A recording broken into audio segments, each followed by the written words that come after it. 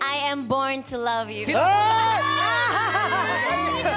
Paolo Avellino, kasama ko sa My Love Will Make You Disappear. Directed by Direk Chad Kamusta Vidanes. yung shooting nyo?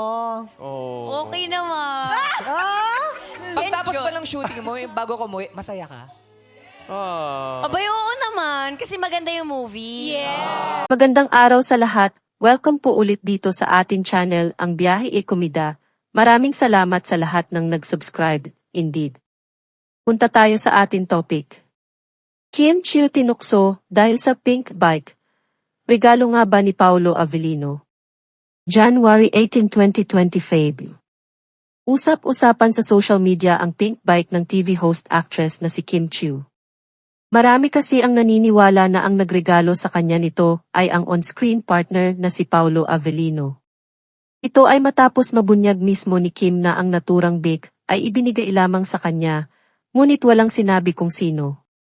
Sa recent episode ng It's Showtime, nabanggit ng co-host na si Darren Espanto ang tungkol sa bagong bike ng aktres. Saka bumili yan ng bike, Chang. Kasi gusto niya maging active, pang-aasar ni Darren. Dumipensa naman si Kim at inaming, hoy, may bike na talaga ako, binigay yung bike, bigay yun. Kumirit naman ang ilang hosts upang tuksuhin ang dalaga, bigay niya.